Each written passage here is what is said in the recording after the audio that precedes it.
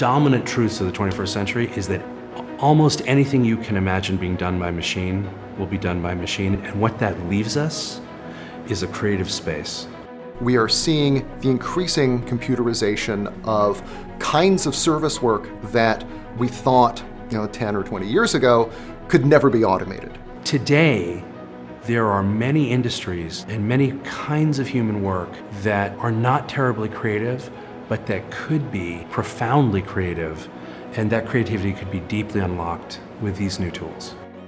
When we think about this world of information abundance, it's defined by the immense creative possibilities brought to us by the power of social networks, by this kind of real-time flow of information and new ways of making things. And when we pull all of those things together, huge possibilities are unlocked. I think one of the things we have to do is redefine the word productivity. We've automated away a lot of the routine work. And so what's left for us, the humans, is a lot of creative work, is a lot of non-routine work. And so suddenly, just doing things really quickly is less important than doing the right things. And so this also explains why it's so much more important that we have engaged and motivated employees. You don't have to go to too many stores to see cashiers that are not engaged, to see people waiting tables that are not engaged, to see white-collar workers that are not engaged. In fact, engagement is at an all-time low if you sort of track it historically over time. And yet we live in this world of abundance, of ideas, of connection. So there's this huge gap. Actually, yeah, this is cat here. How do we get people to care and then to go and sort of live up to their capability as individuals, as team members? We're all asking ourselves, well, what can I bring to the equation that a robot can't? Those things are things like empathy, they are things like an imagination, they are things like curiosity and vulnerability. And so these are all qualities that are really paramount for us as human beings. There are many people who, when they find their greatest fulfillment in their work, they find they're bringing their whole humanity to the task. I'm employed for a specific job description, but do you think that's all I know about? Do you think that's the only experience that I've got to bring to this? A visual artist, they also have ears. I also have eyes. We both have minds. When you're in the workplace, there's not always that sense that we can play and be creative in order to find the best solutions. And yet, if we did, we would probably be so much more empowered and make so many better choices. So what I see is just this untapped potential energy, and it's all because of the systems and processes and mindset that we're using. If we just change the mindset, suddenly there's untapped capability, untapped potential that is sort of there at our fingertips, just waiting for us to kind of access it. A successful day at work for me is probably defined by what I would call creative flow. We have a wonderful capacity for dealing with complicated problems that may involve paying attention to several different things at once, but having them all converge on a same kind of creative endpoint. Things are flowing, the muscles are loose, the hearing is clear, and everything is coming in, and I feel like it could be 6 voices and I can hear all 6 conversations very clearly and can process them and send it back out.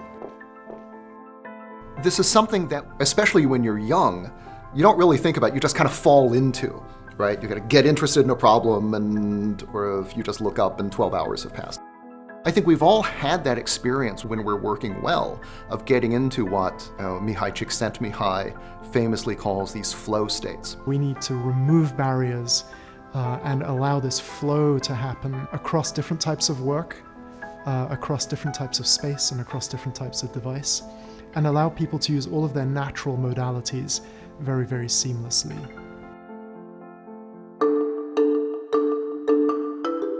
A lot of people worry that creativity is going to be impacted by the fact we're all hyper-connected these days. One, I think, issue we face in our modern world is now being inundated by more information than we can process. We're now tethered to devices that beep at us all day long. 47 reply alls that consist of 2-word answers. And our brains didn't evolve to process all these sources of information from multi-screens or from our Google Glass or from everything at the same time, right? We've lost the ability to actually create cognitive space for us to sit and think because the tools make it so easy and so compelling and so engaging. We are now creating in a world in which we are inundated. The fears about information overload have all come true. And we are dependent on the very systems that overwhelm us for part of our creative process. And managing the tension and paradox of that is enormously difficult for people. And so the challenge is to figure out how to use them in ways that help users be more focused and mindful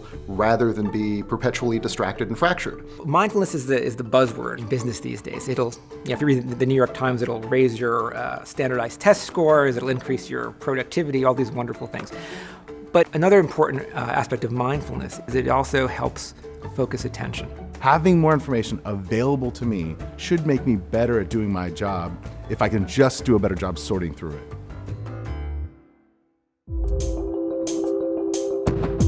Context is an incredibly powerful tool that we can make use of, using machine learning, filtering, pattern analysis, that type of technology. I think contextual awareness is going to be a very big play for the future. So contextualized information needs filtering. It needs to be contextualized based on our presence and preferences. And that's where the secret of success will come from. We desperately need filtering. Filtering is crucial for us if we're to make sense of all of the just an incredible ocean of content that exists around there. This understanding of context in the workplace can really help us zero in on what matters most and can help us embrace this stream of information and stream of communications and make the most of it so that we can work creatively with it rather than push against it.